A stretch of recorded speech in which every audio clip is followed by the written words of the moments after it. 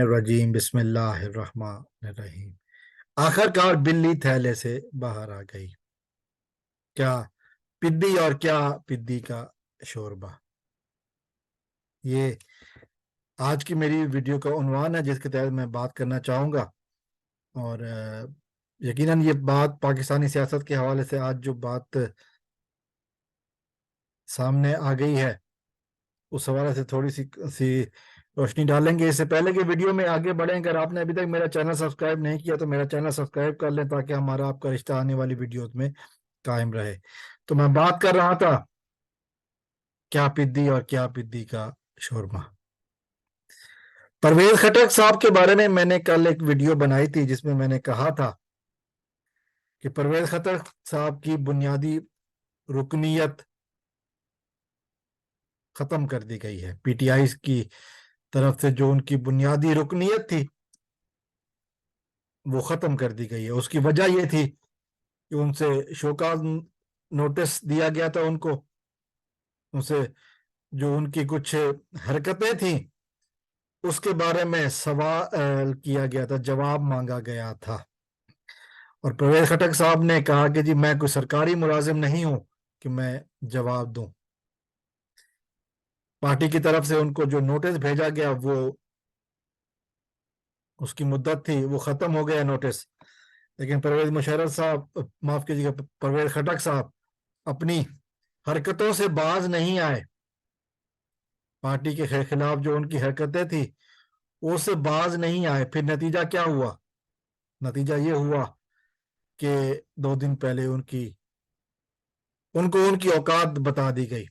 उनको पार्टी से निकाल दिया गया जैसे मक्खन से बाल निकाला जाता है।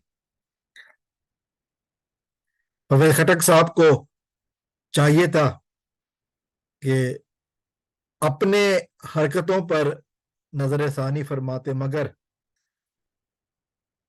बहुत देर हो गई।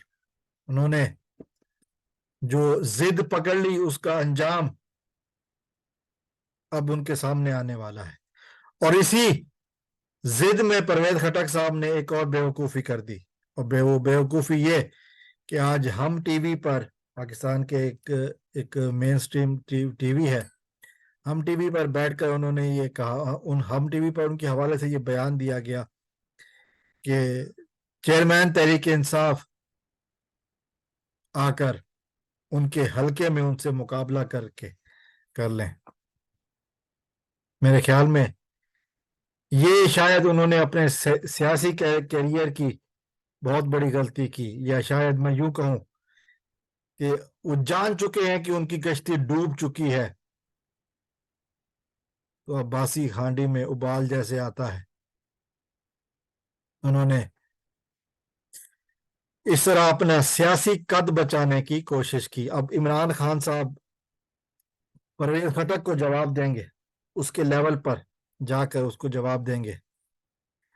जब इलेक्शन होगा तब देखा जाएगा इमरान खान, तो क्या इमरान खान के पार्टी का एक आम सा नुमाइंदा भी परवेज खटक को उसके अपने हलके में हरा देगा।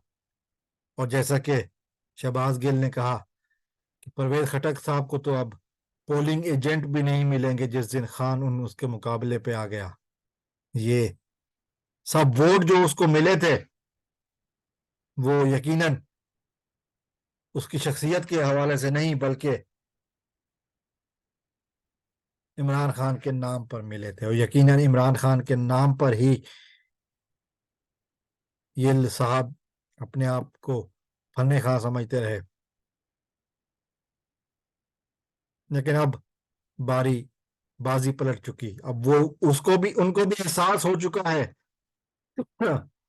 73 साल के परवेज खटक साहब को एहसास हो चुका है कि अब आगे कुछ नहीं है।